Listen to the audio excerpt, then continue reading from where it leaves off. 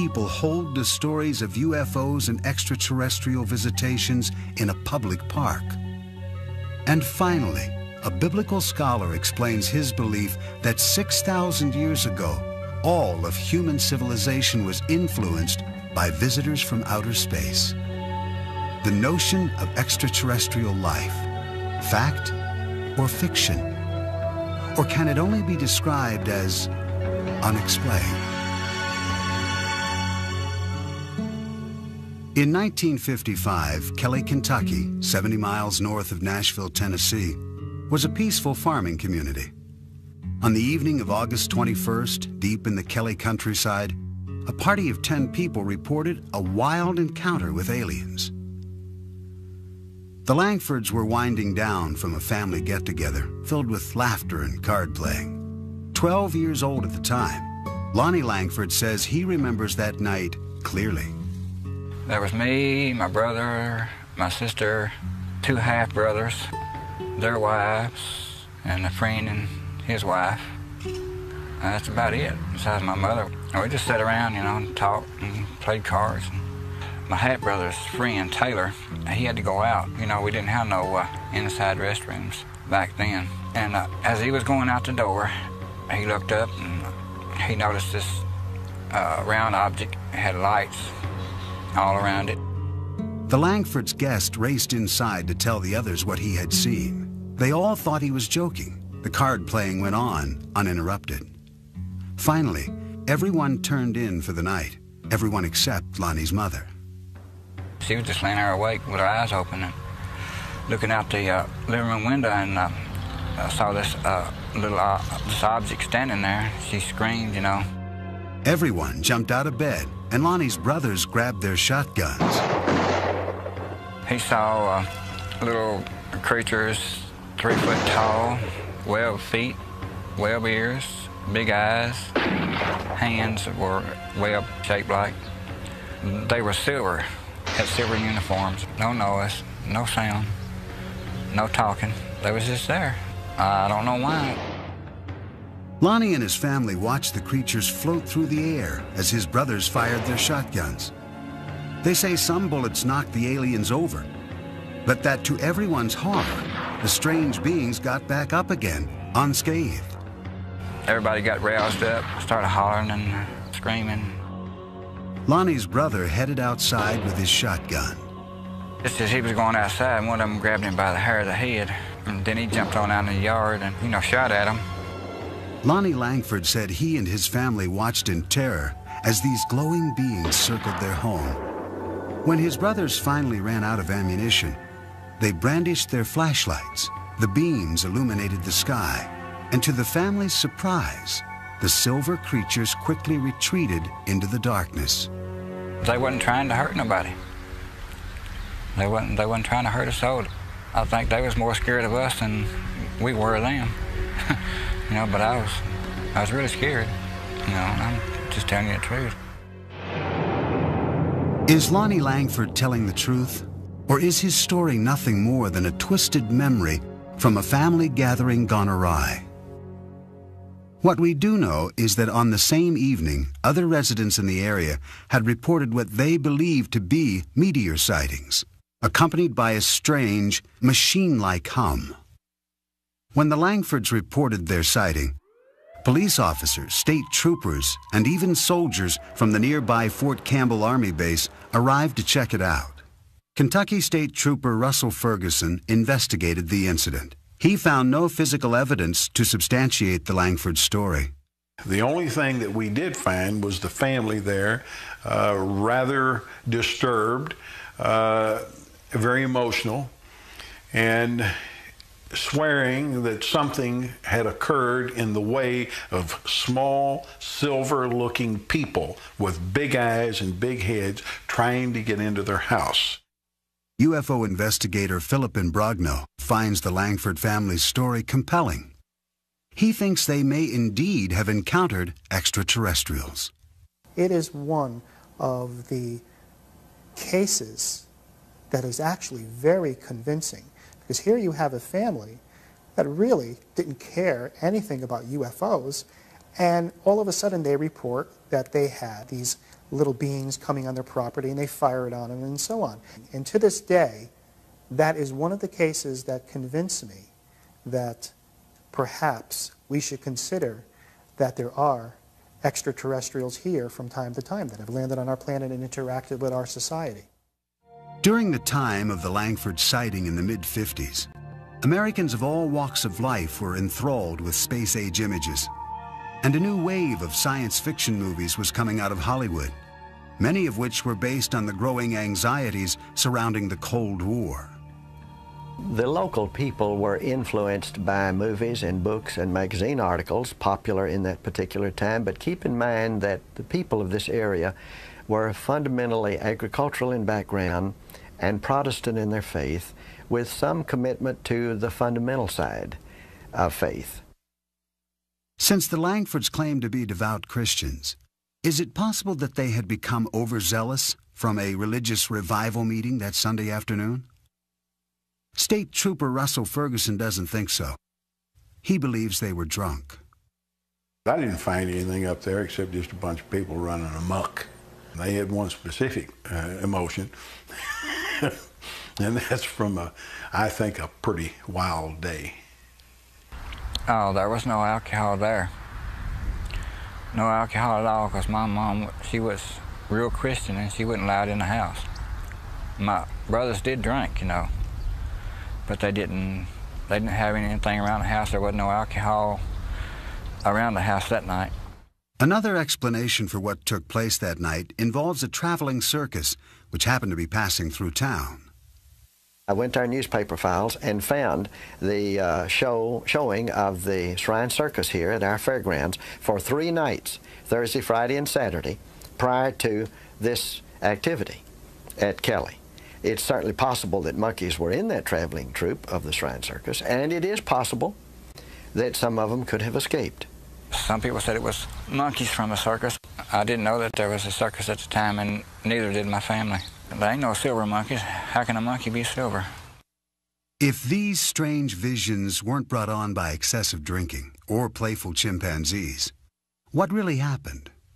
One author on paranormal phenomena, Greg Little, thinks there could be a scientific explanation. This part of Kentucky lies on a major fault line. Little points out that tectonic pressures in the earth can create unusual forms of electromagnetic discharge, strong enough to disorient people. These electromagnetic plasmas have this enormous, powerful electromagnetic field around them. And when a person gets close to this field, it does interact with brain biochemistry. It also produces serotonin, a substance that is biochemically identical to a hallucinogenic drug called dimethyltryptamine, which is a 30-minute LSD trip, which, gee, if you had a 30-minute LSD trip when you were asleep, what would we call that? A dream. Dreams, nightmares, few, if any, will ever be sure of exactly what happened that summer night in 1955. I have no idea why the aliens visit me. Maybe they're just passing over and something, got curious and wanted to come down. I don't have no idea.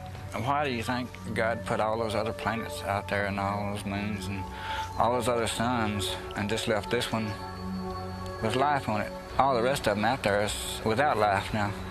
I ask you, if you were suddenly capable of going from here to Mars or the sun or whatever other planet, and you were coming to Earth with all that technology that was available to you. Now, surely to hell you wouldn't land in Kelly, Kentucky, when we've got the nation's capital and all the other big cities and what have you. No, I don't think so. One thing is certain. Lonnie Langford and his family did not go out seeking extraterrestrials that August evening, and the memory has haunted them ever since. There are areas around the world which are known as so-called UFO hotspots because of the frequency of reported sightings. Pine Bush in upstate New York is one of those places.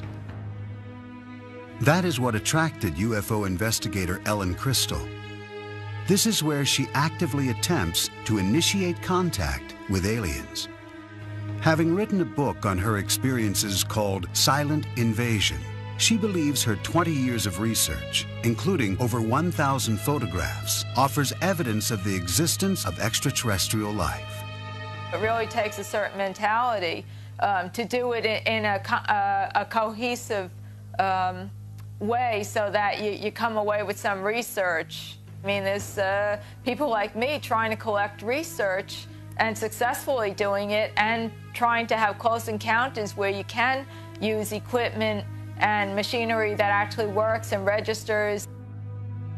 Ellen first began searching for extraterrestrials in the countryside around Pine Bush during the early 1980s.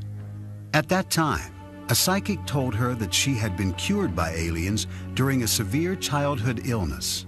She basically did a reading with me, and she said, when you were 4, you were really sick, and she said, I see the ship above a White House, and they healed you. And I said, well, I was sick. I was sick for 8 months. I thought I was 2. This psychic reading motivated Ellen to pursue her dream of meeting up with aliens. This is her story. She maintains that on August 7th, 1980, she had a close encounter which satisfied her curiosity, perhaps more fully than she had expected. My own stipulation was that I would not walk in a new field that I hadn't walked in already. So I had gone up to actually the first site, which is right up here, about half a mile, and I was standing in the field, and I was turning around, just watching some nebulous lights. I saw a huge bright light go down in the trees right across the street from me. And I wasn't sure what I wanted to do. I kind of thought they were daring me. Ellen took the challenge. She drove from field to field, contemplating her next move. Gathering up her courage, she went back to the spot where she had first seen the mysterious lights. She says that as she aimed her flashlight up into the trees, she saw something that looked like a moth. But when she moved the light down, she saw legs. Legs that appeared to run in place. But the thing ran across the clearing when it could have ducked into any bush. This was the other thing that puzzled me. It ran across the clearing, came to the edge of the clearing, stopped and stared at me. The alien in Pine Bush was about 3.5 feet tall. No discernible clothing, beige, very pale beige looking, very thin, large head, no hair, very big yellow eyes that wrapped around to the side, and the eyes were what caught in my flashlight. Ellen was bewildered by an overwhelming power, which she sensed radiating from the creature. I mean, they look, if you just look at somebody that size, you think nothing, like a child. But then you get this awesome feeling of power. And at that point, I probably decided to take off. That was probably one of the deciding factors. Frightened and exhausted, she drove to a deserted parking lot to rest and collect her thoughts. I just couldn't deal with all the emotion. I was so paralyzed with fear, and I remember my chest like going up and down. I mean, I was totally panic-stricken. I started to sweat. Ellen Crystal kept a journal of this and other experiences that she included in her book. As part of her research, she has developed elaborate theories, all her own, about why these aliens have come to Earth. I think that the aliens have a problem. I think they have a really terminal physical problem. I think the only reason that aliens would be coming here on such a massive level would be if they have a terminal physical problem, and that essentially equates to reproduction, that they may be a race on the edge of extinction.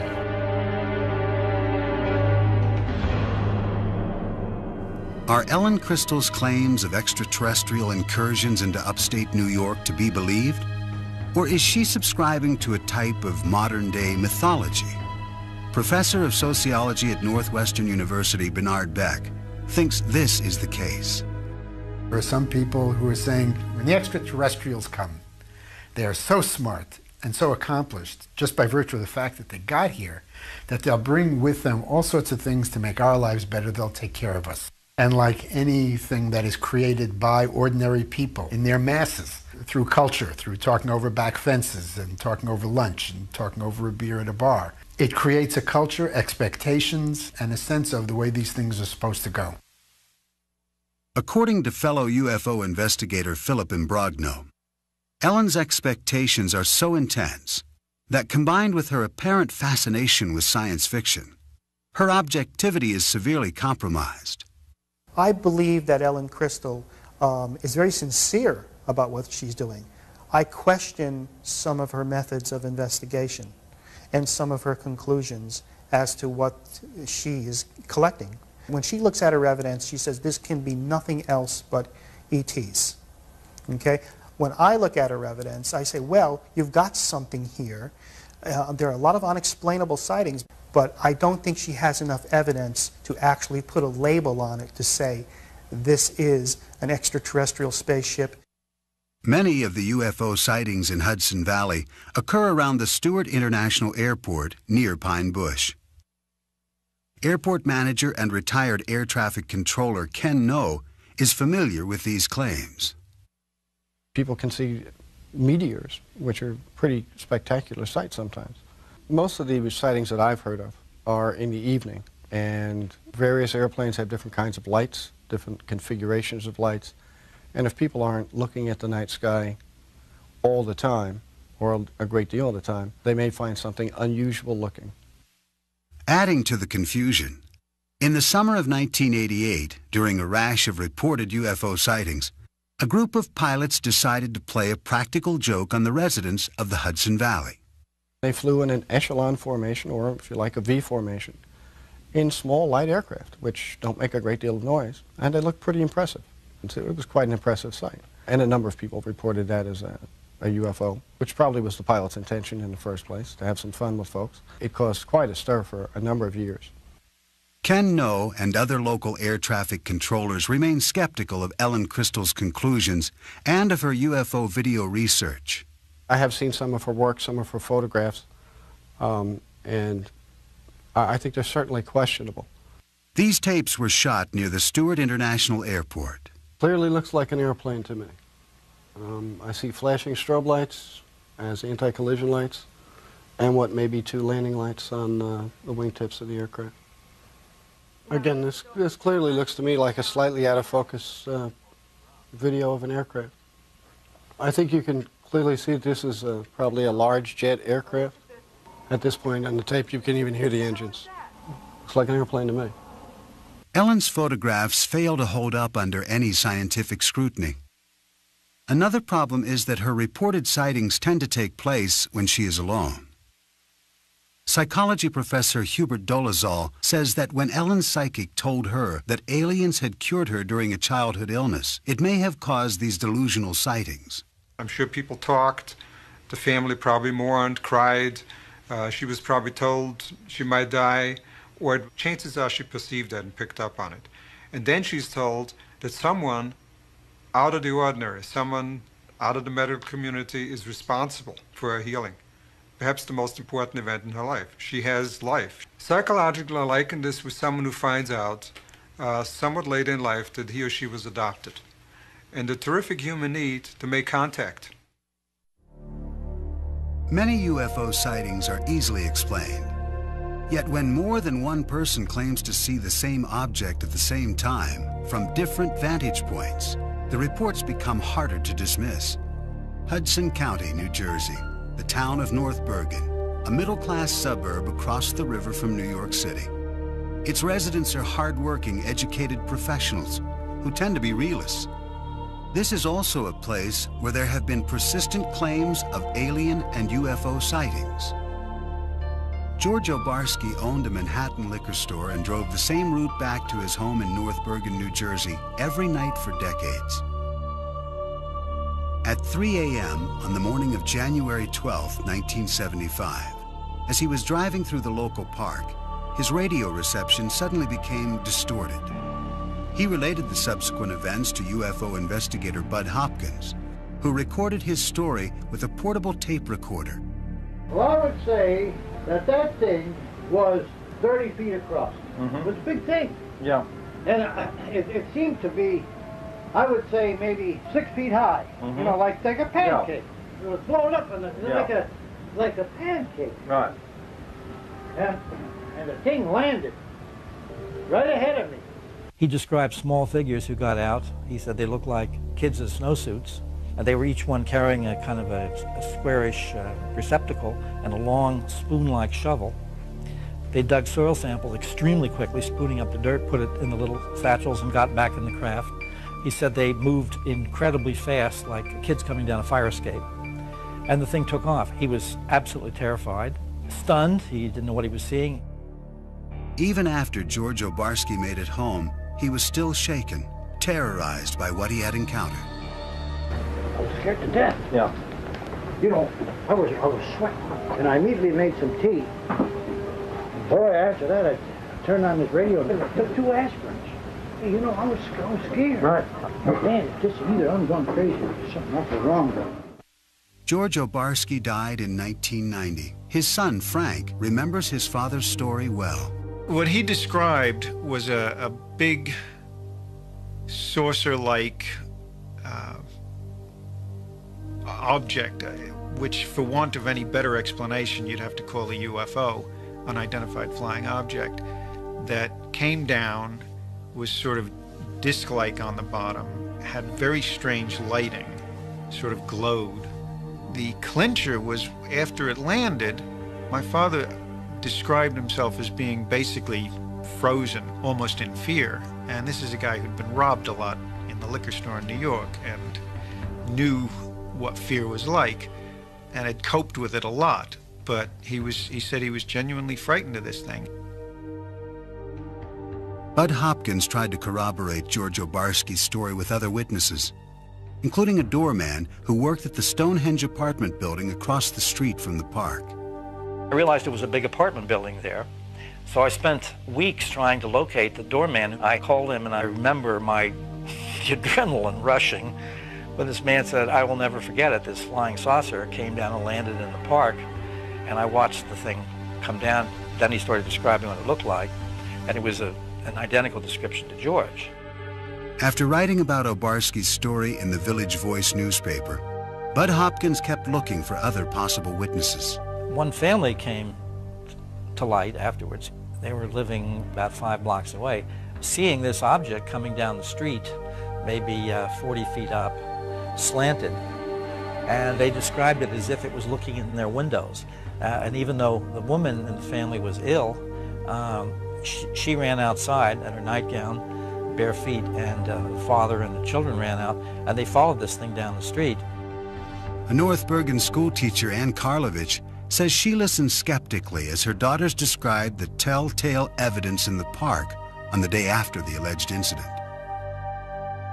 Back in 1975, we had heard about this incident that there was a flying saucer in the park. So my daughter and her friends went down to the park to see what was going on, and they all kept running back saying they saw rings and burn marks in the grass in the field down near the softball field. And they told me the whole story about broken windows, that the Stonehenge had a large glass facade and it was broken by a beam of light that hit it. The kids were awfully excited about it. Frank Obarski also went to the site with his father. He knew him as a practical man, so it was difficult for him to understand why his dad held to such a seemingly irrational story. He didn't show much interest in things that couldn't be proved or disproved, or that didn't apply to everyday life. And this was one of those categories that he felt didn't apply to everyday life. So I had a lot of trouble reconciling my knowledge of my father with this story he was telling me. He said, you know, I've lived a long life as honorably and truthfully as I was able to. And he said, a man doesn't do that for over 70 years and then throw it all away by making up some foolishness. Since the alleged sighting made famous by George Obarski in 1975, residents of North Bergen, New Jersey have reported seeing dozens of UFOs on a number of different occasions. In the early evening of July 6, 1986, Wall Street investor Ron Lee and artist Nanetta Nappi were enjoying the sunset on her terrace in the Stonehenge apartment complex. I just said, "What the heck is that?" Out in the sky, I was just staring out, and I saw something that was unidentifiable to me. And Nanetta and I looked at it, and it wasn't moving. It didn't have any sound. And we just followed it with our eyes and tried to guess what that could be.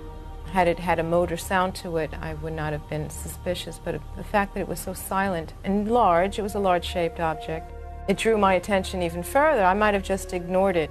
It was oval, and it had three sets of lights underneath it. And it just kept stationary in the sky for 5-10 minutes, and then at some point it just took off and went south in a fashion without gaining momentum, but just going straight off with accelerated speed beyond what I was used to seeing. And shortly after that, very shortly, we heard noise and then saw military aircraft following it.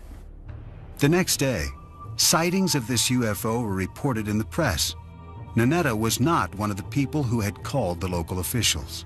Now, you don't want to talk about things that people could think that you're a little strange thinking about it. I was in denial about it because I didn't want to accept or believe that this thing did not have a rational reason behind it. 2 years later, in the same area of New Jersey, disc jockey Dave D'Elia claims he witnessed an unidentified flying object on St. Patrick's Day in 1988 over North Hudson Park. D'Elia says he was driving home when he noticed something in the sky. He pulled over. As I'm standing there, it's getting closer and closer, no noise at all, but the lights that made up the triangle were white, the diamond were white and green. D'Elia returned to his car and followed the UFO down the parkway for several miles, noting the shape of the craft. The shape of the UFO was a diamond shape like this. Where my thumbs are was basically the part that was coming toward me. That's how it was flying. In 1993, 5 years after D'Elia's reported 1988 sighting, another North Bergen resident, Ann Karlovich, who had been skeptical of the earlier Obarski sighting, claimed she too was an eyewitness to an unidentified flying object. I saw this very kind of a elliptical shaped large light shining, and I looked at it and I said, "Gee, wow, what is that?" And it seemed to be moving very slowly, but I wasn't sure. And then as I turned my car around, it was gone. So I came into the house, and my son-in-law and daughter were here. And I said to Joe, my son-in-law, I said, "Wow, did I see something strange on Boulevard East?" And he said, "I saw it too." It had a sort of eerie glow. It looked metallic and was very well lit, like with a fluorescent, bright flood kind of light. As I recall it to be a blimp-like object, like an elongated, like an ellipse, elliptical sphere, if you will. Joe Bass remembers reading the next day in the local newspaper that all the blimps in the area had been grounded due to foggy weather. I know what it wasn't. I know that it wasn't some sort of lights on the clouds or a meteor or anything like that. I suspect it was either some kind of government aircraft, some Air Force kind of aircraft that they don't let on that they have aircraft of this type. It wasn't a plane, it wasn't a helicopter, it was like a blimp type object. It is quite clear that people in this area believe they are seeing UFOs. But are they alien spacecraft? Since World War II, reports of UFO sightings have grown to merit a system of classification, a way to categorize people's claims. This method was developed by an astronomy professor at Northwestern University, J. Allen Hynek. It was he who coined the phrase "close encounter of the third kind" to describe human contact with an alien. Philip Imbrogno collaborated with Hynek on his final book in 1987. They collected accounts of East Coast sightings, which Imbrogno says number into the thousands. As I began to investigate more cases, I began to realize that I was just touching the tip of the iceberg. Actually, in a period of 5 years, there were 7,000 sightings. Now, they were made by people who are pillars in the community. Police officers, pilots, lawyers, educators, scientists, executives for major corporations, all saw an object that they considered to be larger than a football field flying overhead. Psychologist Hubert Dolezal maintains that UFO believers are mistaken in what they think they are seeing. What we're looking at is a perceptual phenomenon where the background information is either dark conditions or dusk conditions, and where there's very little visual structure against which the object appears. Add to that the question of, does this person have myopia, nearsightedness, and astigmatism, suffers from any other kind of visual defect?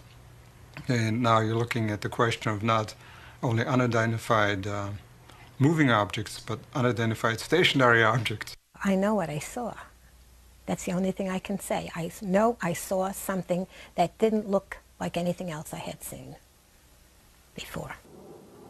Syndicated columnist Sally Deering grew up in the North Bergen area. She's heard dozens of the local UFO stories, and she thinks any belief in aliens and UFOs is ridiculous. They jump to UFO, and I think they jump to that too quickly. There's a lot of ways you could explain a lot of these things that we see, and I think that people just want to believe, they'll go from A to alien before they'll go to A to B. And I remember back in the early 70s how we would read books, Robert Heinlein's Stranger in a Strange Land, Kurt Vonnegut's books, and we would accept science fiction as some kind of metaphor for what we were living in at the time. This sort of feeling of being outcast in a society. Are alienated people confusing science fiction with reality? According to Professor Dolezal, those who claim to see aliens and UFOs may be experiencing a psychological need to be a part of a trend, something bigger than themselves, thus latching on to observations which have little or no supporting evidence. What I do believe is going on, it's the proverbial bandwagon effect, that it's popular to be included and to be part of this. It is becoming more and more accepted. The onus of you're nuts, or there's something wrong with your brain, or you're a liar has been vastly decreased. I think people are more open to the possibility. I believe every human being wants to be part of something that is special, that is important, that is exciting. Certainly with the advent of human beings becoming more sophisticated in terms of space travel, our own yearnings to be in space and to populate other planets, I think all of that has fueled, and reasonably so, this entire belief system and movement. Although skeptics like Professor Dolezal give compelling reasons why people think they see things which are not really there, believers remain irritated by the general skepticism they encounter. Franco Barsky is still perplexed by his father's alleged experience. It really bothered him that people thought he was lying about this. And that's the thing that I find the most compelling about this whole story, and the thing that I have the most trouble with. I suppose it is frightening because it's the unknown. Things that are not really part of the known are frightening. It just came and went, and I could be wrong, but I think that was really a once-in-a-lifetime event where I saw something that's unexplained. Approximately 6,000 years ago, in southern Mesopotamia, a people known as the Sumerians developed an advanced society. As with the ancient Egyptians, many aspects of Sumerian culture remain cloaked in mystery. Zachariah Sitchin is a biblical scholar and expert on ancient civilizations. He believes that extraterrestrials called the Anunnaki visited this planet and influenced the Sumerian culture, a culture which attained heights that have not been matched until modern times. They had incredible knowledge of the heavens, of astronomy, of mathematics. They had high-rise buildings. They were the first to introduce the wheel. They had art, they had music, they had dance, they had laws, they had courts, they had judges, they had kings. Everything that we consider essential to a high civilization appeared there almost overnight 6,000 years ago. Sitchin bases his beliefs about the extraterrestrial influence on the Sumerian myths, which were written on ancient tablets. He contends that these myths describe actual experiences with the extraterrestrials known as the Anunnaki. The following text describes an assignment given to the ancient astronauts. Some were told to orbit and guard the Earth, while others were sent down to settle. Assigned to Anu to heed his instructions. 300 in the heavens he stationed as a guard, the ways of earth to define from the heaven and on earth. 600 he made reside. After he all their instructions had ordered to the Anunnaki of heaven and of earth, he allotted their assignments. I surmise from those various texts, they were losing their atmosphere on their planet, whether because of natural causes or ecological developments. According to Sitchin, these texts describe the Anunnaki coming to Earth to acquire gold particles, which they would use to shield their atmosphere. The myths also offer information about law, astronomy, and the cosmos. In these texts, our solar system consists of not 9 planets as we know it, but of 12, with the Anunnaki coming from the 12th planet called Nibiru.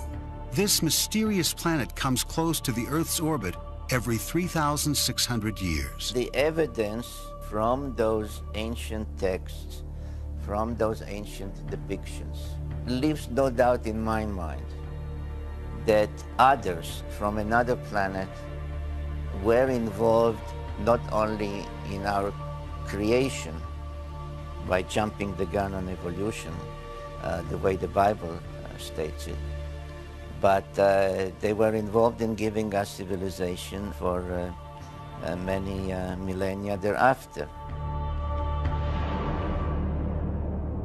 Did the Sumerians evolve differently from the rest of humanity? Nearly all scholars on Sumerian culture dismiss Sitchin's hypothesis, including Professor Miguel Seville of the University of Chicago. In my experience, there is nothing in the evolution of the culture in southern Mesopotamia that cannot be explained by the normal evolution of culture in general. Professor Seville maintains that the Sumerian mythological texts are nothing more or less than what they appear to be, myths. He doubts Sitchin's ability to accurately translate these texts. The author mixes languages and explains one form of a language by another, and sometimes he seems almost incapable of recognizing whether a word is Sumerian, Akkadian, or Hebrew. Not only do scholars of cultural anthropology like Professor Seville differ with Sitchin's 12th planet theory, there are astronomers who argue against its very premise. I don't think that such a planet would be able to elude our detection for any real length of time, given what we are able to do now, as far as telescopic observations and gravitational studies and so forth. As far as traveling here, I personally don't see any reason why our particular star system would be any more interesting than any other. Of course, new planets are still being discovered, and NASA experts have recently made claims of microfossils on Mars. These findings have led most natural scientists to concede that there is a distinct possibility of life evolving elsewhere in the cosmos. My guess is that if life forms, it forms on the surface of the planet. You have to have a certain temperate climate. You have to have water on the surface or water just below the surface. It's possible that some of these precursors for life, the organic molecules, get seeded onto primitive Earth, say through comets. We know that comets have a lot of organic chemistry going on them. Many astronomers and astrophysicists agree with Professor Novick. And yet if there is advanced life elsewhere in the heavens, even in possession of sophisticated technology, the distances involved in navigating the stars are simply too vast. Maybe there are 10 advanced civilizations in our galaxy, maybe. But if there are, and this is really far-fetched, if there are, they are so far away from us that there is no chance. They are hundreds of thousands of light years away. There is no chance, zero, that we will ever be visited. The best way to describe the distance to the stars, the distances are actually quite fast.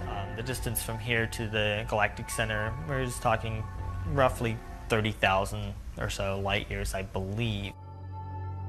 There are those that maintain that the current surge in extraterrestrial sightings is best explained as a substitute for traditional religion. If you take an adherence to a divine being, a God, what a religious belief one may want to adhere to, in the absence of such a religious belief, I think there, or as a supplement perhaps, there may be a need to say there is something more sophisticated, wiser, more technologically advanced. And it seems to me that this is a reasonable supplement to say as a substitute for religious beliefs per se. Our needs are so great emotionally for some kind of religious center, and our fears, our paranoid fears are so great that it's extremely difficult to look at this objectively, and yet that's what we must do. Every era has had its extraterrestrials, except we now have a language that allows them to be extraterrestrial beings, instead of previous eras when they were just strange beings. If all the skeptical scientists in the world would put their heads together just for 1 year and do an in-depth study of this phenomena to find out whether or not UFOs are extraterrestrial in nature, maybe we could come up with some answers instead of being criticized all the time as to whether or not this is a true science. Somehow we as scientists have failed in explaining to people that there are things about the universe that we really do understand. We don't know everything, but we know a lot. And there are things that we can just rule out. And people just don't buy this. And I find that very sad, that the culture of modern science has not really sunk in the culture of our nation. Bud Hopkins believes that if modern science would not completely rule out UFO claims, if they would just investigate a fraction of these sightings, they would indeed reach a larger audience. What I like to say is that an extraordinary phenomenon, which this undeniably is, no matter what your point of view is about it, an extraordinary phenomenon demands an extraordinary investigation. The way science works is that if there were something out there that was credible, if there was real good evidence and things could be followed up and said, yes, in fact, I see what you're talking about, people would love that. If there was anything to it, it would be embraced by the scientific community. Though skeptics will insist that all the thousands of claims of alien sightings do not add up to a single scientific confirmation, people will go on reporting them, asserting with equal fervor that what they saw was real. But without physical evidence, we are left only with assumptions. Some choose to believe in the existence of extraterrestrial life, rather than tolerate the uncertainty of the unexplained.